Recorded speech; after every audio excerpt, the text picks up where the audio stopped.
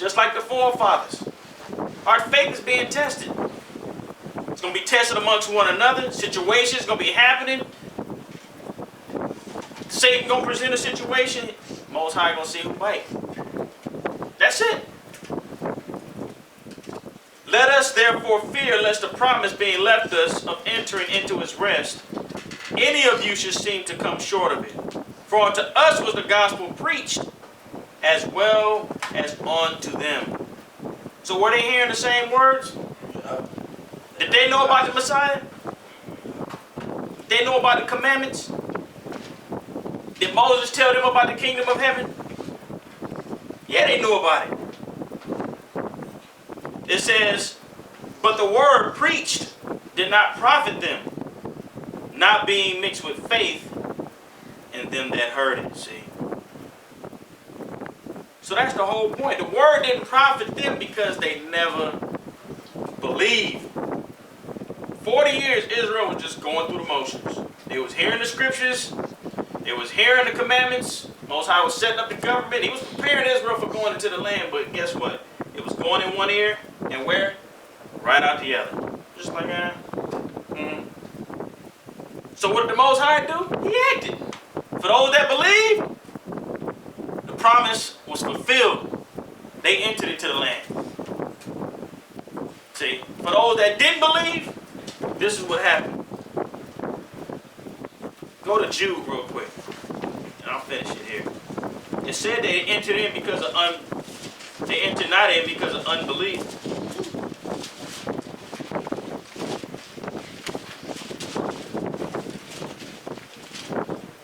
Because just because they made it out of Egypt, that wasn't it.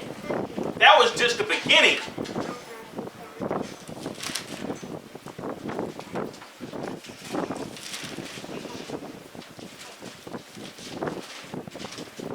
Jude 5. It says, I will therefore put you in remembrance, though you once knew this. See? So Jude was like, I'm going to remind you of this even though you know it. How that the Lord, having saved the people out of the land of Egypt, afterward destroyed them that what? Believe not. He destroyed them that believe not. So we got to continue to stay strong, stay steadfast, and continue to stay faithful and believe. We got the same words that our forefathers had. We have the same advantage, but even greater because we got Christ. This thing is based upon if we truly believe. And the Most High knows if we believe or not. We got to understand we cannot fool the Most High. We can try. We can fool each other. We can put on games with one another and you know, act a certain way, but we cannot fool the Heavenly Father. There's no way of doing that. We serve a God that knows our thoughts.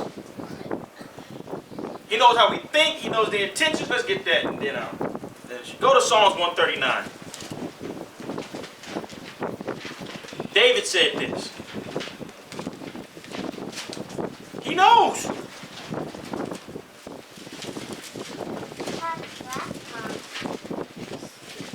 There's no way we can get past. That's why on the day of judgment, we're not going to have no lawyers. None of that. Because the Most High going to know everything. He's going to be like, come on, man. The charade is up. It's gone. Christ knew it. Come on. He knew Judas didn't believe. But he waited for the Most High to bring that out. Psalm 139:1, it says, O Lord, thou hast searched me and known me. Thou knowest my down sitting and mine uprising. Thou understandest my thought, what? Afar off. Does Most High understand the mind? How we thinking? He know if we sincere, if we not sincere? Does he know if we believe, if we don't believe? Because you're dealing with the creator, the designer of the brain. Can't fool him. It says, thou compassest my path and my lying down. It says, thou art acquainted with what? All my Most High knows all our ways. Like a father and a mother knows their own children, can't get away. Most High knows what's going on. It says, for there is not a word in my tongue, but lo, O Lord, thou knowest it altogether. It says, thou hast beset me behind and before, and laid thy hand upon me. It says, such knowledge is too wonderful for me. It is high, I cannot attain unto it. See? Whether shall I go from thy spirit, or whether shall I flee from thy presence? If I ascend up into heaven, thou art there. If I make my bed in hell, thou art there. If I take the wings of the morning and dwell in the uttermost parts of the sea, even there shall thy hand lead me, and thy right hand shall what? Hold me. If I say, surely the darkness shall cover me, even the night shall be what? Light about me. Most High can see everything. There's nothing that can cover us from the Most High. Can't hide under the bed, can't go into a cave. The darkest of the night is the brightest of the sun, and the brightest of the day is to the Most High. See? Yet the darkness hideth not from thee, but the night shineth as the day. The darkness and the light are what? Both alike to thee. Are both alike to the Most High. See, we see things differently. We see night as night and day as day. Most High don't need no night. He don't need no flashlight. Where y'all at? You don't need no night lights. We dealing with an all-living God and His Son Christ. So we gotta understand that when we dealing, just deal in sincerity and truth. Like it was brought out in class. Any little thing, any little issues, any little things that brothers and sisters dealing with, deal with them. While it's still called today. That's what friendship and family is all about. So when the air is clear, Satan can be gone. And we can dwell in peace amongst one another. See? There's no way we should have any gripe against each other. Paul and Peter didn't have beef. That don't make sense. Like, what? John and James and Barnabas didn't have beef with each other. Why? Because the Most High in Christ and the angels, there's no beef with them. They're all one. They think the same, they deal the same, and they operate the same. That's how our body deals. That's how the house of the Most High is supposed to get down. One body, one spirit, one man, one unit, moving forward towards the kingdom of the Most High. So that's it.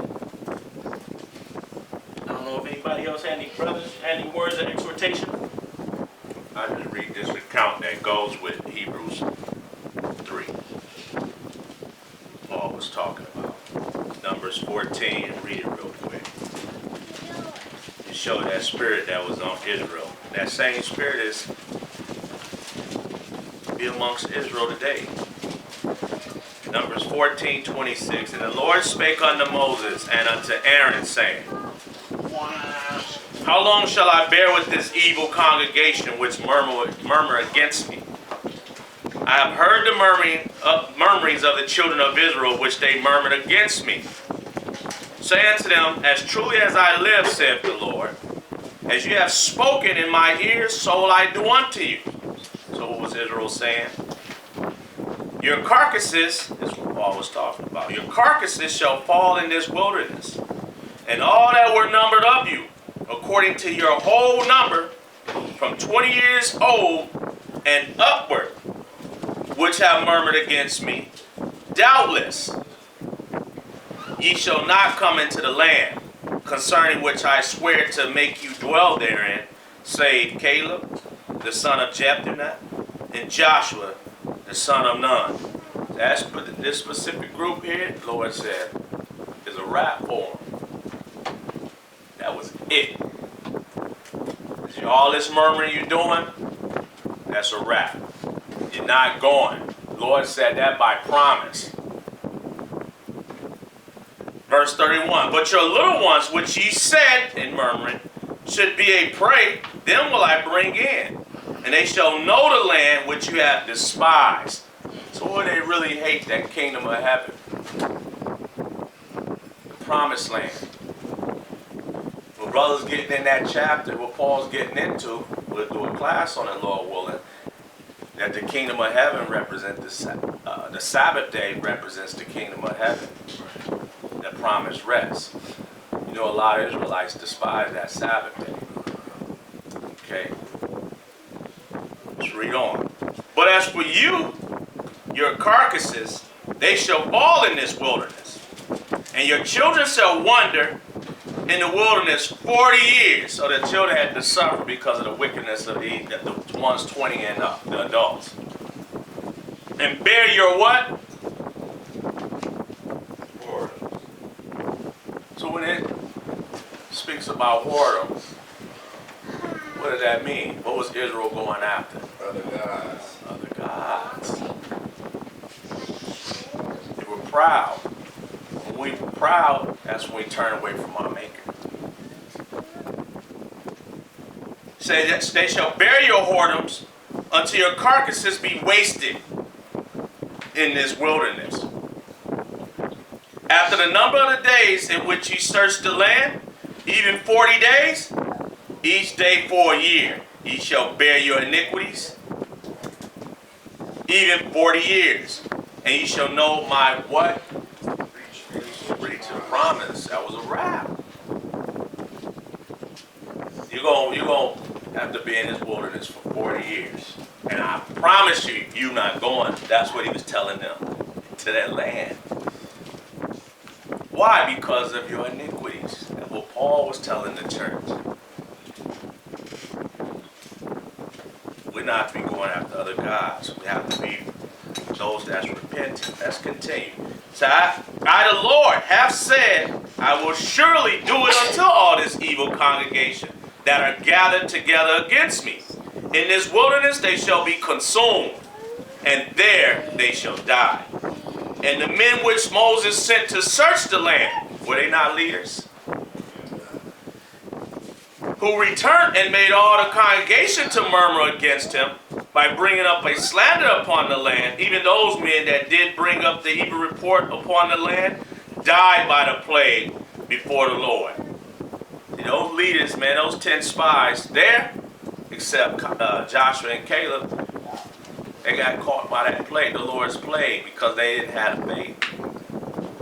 But Joshua the son of Nun and Caleb the son of Jephunneh, which were of the men that went to search the land, lived still. And Moses told these sayings unto the children of Israel, and the people mourned greatly. So Moses told them he had to bring the bad news. He had to let Israel know, look, the Lord said, yeah, I ain't going to the land. You didn't have the faith. That's what Moses had to tell them. Think about that. Is that a heavy job? You're dealing with the nation of Israel, you got to drop it. So now they mourn.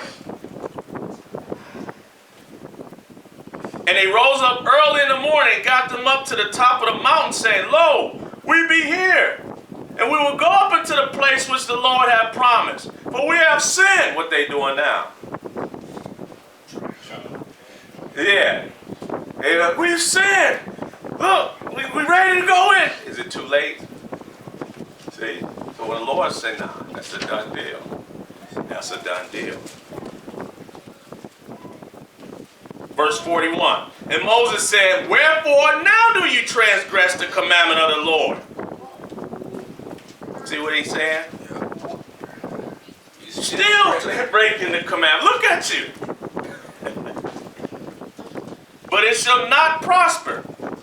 Go not up, for the Lord is not among you, that ye be not smitten before your enemies. For the Amalekites and the Canaanites are there before you, and ye shall fall by the sword, because ye are turned away from the Lord. Therefore the Lord will not be with you. You're going after other gods again. Through pride, when we turn away from our Maker, so the Lord's Spirit ain't going to be with you. But they what? Presume to go up What they tell you about the group? They presumption, self-will. We can do what I want to do. They don't care. Nevertheless, the ark of the covenant of the Lord and Moses departed not out of the camp. See that? Moses and the ark, they chilling. Moses back in the camp chilling. They got the ark ain't moved. Here this group. We're gonna do our thing. Like the two cats in the time of the Maccabees. Say, then the Amalekites came down, and the Canaanites which dwelt in that hill, and smote them, and discomfited them, even unto Hormah. Who already told him he's not going in the land. Here we are. What chapter is that? 14. So right bore Israel's eyes, you've seen a group get smitten for being presumptuous. You would figure the rest of them will humble themselves. Nah, what happened in the 16th chapter? Still rose up again. Here come another group. Making up a lie. Moses, Aaron, you putting yourself over the congregation. Only ones wanting to hear those guys, those 4 guys, is the 250. They come with their sedition. Forgot about this. What happened to them? They seeing the work of the Most High. They still tempted him. Playing with the fire. Playing. Right after the Lord dealt with them, next group is like the next day. Y'all killed the men of the Lord, Moses. Here we go again. All this was happening in Israel. Going after another God. What's up with Joshua and Caleb? You see them rolling up on Moses and Aaron and all that, or in their lane? They respect. Stand in line. There it is. Read it. This account of the wilderness ain't no joke. These things are written for our learning, upon whom the ends of the world are come upon. Let us therefore fear, lest we lose out on that promise. See that? A lot of time, majority of the time, we get deceived by sin.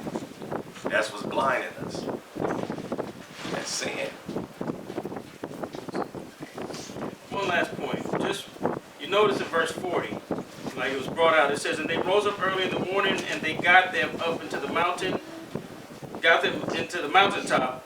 top of the mountain, saying, lo, we be here. We will go up into the place which the Lord had promised. We have sinned. So the point was brought out that what?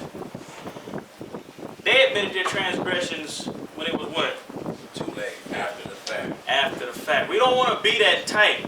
We'll know we're learning about the nature of the Most High. Who else said that? Jesus. Who? Jesus. When did he say it though? After. Go to 1 Samuel chapter 15. We don't want to be that tight.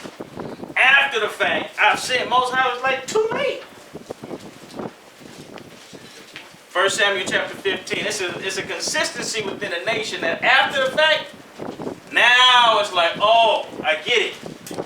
We don't want the Most High to deal with us like that. 1 Samuel chapter 15 about Saul, verse 23. I'll read verse 22.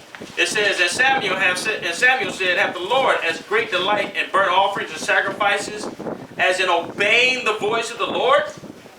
Behold, to obey is better than sacrifice, and to hearken than what? The fat of rams. So what does the Most High prefer us to do?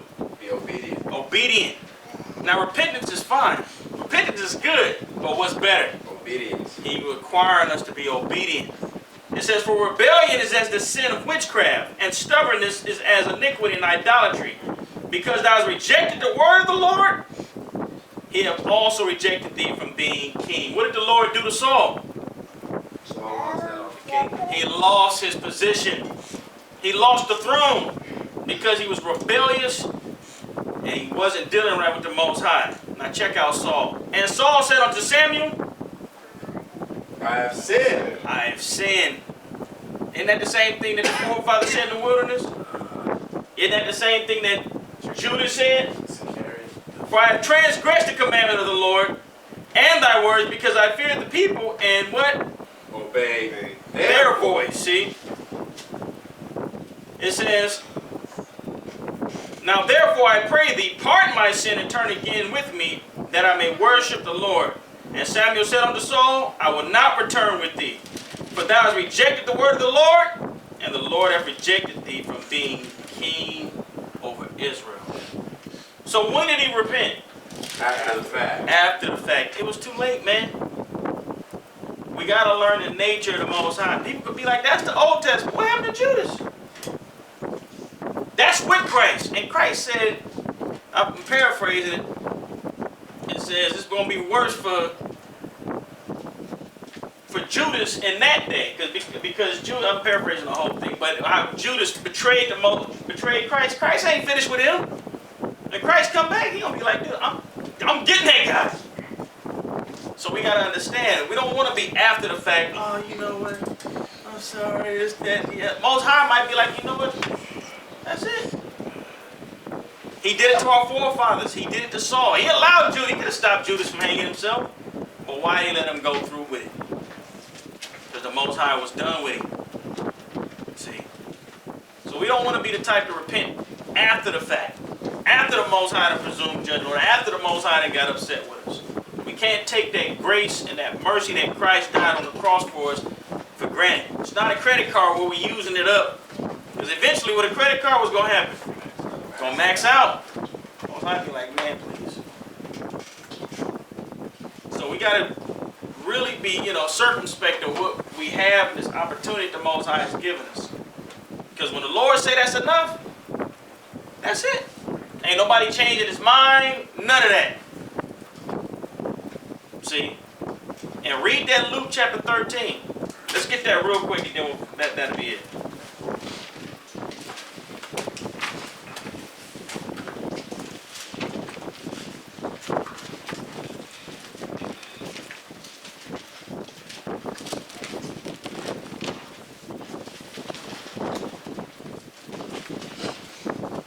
Luke 13, verse 6. Lord, Christ give us insight on how the Most High's nature is. It says, he spake also this parable. A certain man had a fig tree. A certain man had a fig tree planted in his vineyard. It says, and he came and sought fruit thereon and found none. Then said he unto the dresser of his vineyard, behold, these 3 years I come seeking fruit on this fig tree and find none. It says, cut it down. Why cumbereth it the ground? What is Christ explaining to us? Why would Christ bring out this parable about a fig tree that he planted in the vineyard? Then it says about a certain man that planted a fig tree in a vineyard. And then verse 7 it says, then said he unto the dresser of his vineyard, behold, these 3 years I am come seeking fruit on this tree and find none. What was wrong with that tree? It wasn't growing. It wasn't producing no fruit. Christ is letting us know this is how the Most High is seeing things. It says, cut it down. Why is it what? Why is it covering the ground? Why is it taking up space? He answered, and he answering said unto him, Lord, let it alone let it alone this year also, till I dig about it and what? Dung it. That's the mercy of the Most High through Christ.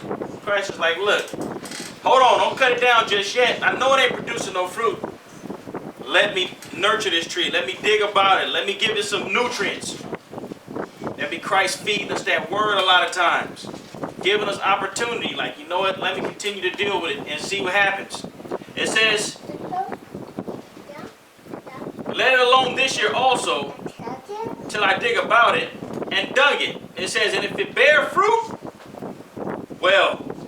And if not, then after that, shalt thou. It says, shalt cut it. It says, thou shalt cut it down. So the Most High, he's looking for what? He's looking for us to grow. He's looking for fruit. A lot of times Christ be up there mediating for us, like, nah, hold on 1 second. Don't do that, Lord. Let me deal with it. Deal with him some more. Let me deal with it. See if we can get this thing to growing and get it to moving. That's where the repentance is. That's where the baptisms come in. That's where the word comes out. Now, if the person starts bearing fruit, Cool. But it says, if not after so long, Christ was like, hey, you know what? Cut it down. Do what you got to do. And that's scary because the Most High, through Christ, be giving us time to grow. Be giving us opportunities. It's up to us if we're going to take advantage of it. So, that's it. If anybody else, brothers, got any words, exhortation, scriptures? Just to go with the Sabbath. Go ahead. This is John the 5th chapter. This is going with the point of Psalm 42 about how the multitude, how David will go with the multitude to keep holiness. And that's what all praise to the Most High Christ we're doing now. So John the 5th chapter, the 10th verse, it says, the Jews therefore said unto him that was cured, it is the Sabbath day. It is not lawful for thee to carry thy bed. So that was a devil doctrine, because there's no scripture that says you can't be healed on the Sabbath. It says, he answered them, he that made me whole, the same said unto me, take up thy bed and walk. So the brother that got healed, he answered these Jews the circumcision. It says, then asked they him, what man is that which said unto thee, take up thy bed and walk? So now they asking this brother, who was it that told you to take up your bed and walk? Because now they feel like they're the authority. See, Christ is the Lord of the Sabbath. The 13th verse says, and he that was healed wist not who it was. So the brother didn't know who healed him. For Yahushua had conveyed himself away, a multitude being in that place. See that? So you had a multitude in that place because it was the Sabbath day. So that's why there was a multitude in that place. And that's why the brother didn't know who healed him, because you had a lot of people congregated on the Sabbath day. The 14th verse says, afterward Yahushua findeth him in the temple and said unto him, behold, thou art made whole. Sin no more, lest a worse thing come unto thee. See that? So that's exhortation to repentance. See, Christ, he had grace right there. All right, brother, don't sin no more, lest something worse going to happen to you. And that's what we'll be reading towards the end of this class. This end of this service, rather. However, we don't want to be disobedient and then our time is up. And then it'd be too late and we doing stuff after the fact. But this brother got mercy that day. All praises. So reading on, it says, the man departed and told the Jews that it was Yahushua which had made him whole. So now he found out it was Yahushua. So now he in the spirit, he going back to let him know exactly who healed him. See, because he's not ashamed of his Lord and Savior. It says, and therefore did the Jews persecute Yahushua and sought to slay him, because he had done these things on the Sabbath day. So the whole point I just wanted to get out that was to go with that with Psalm 42. Because there was a multitude in that place because it was the Sabbath day. All the way during the time of David, all the way during the time of Christ. Yahushua the Christ, and it should be during our time when we come together according to grace from the Sabbath. That's all I have right there.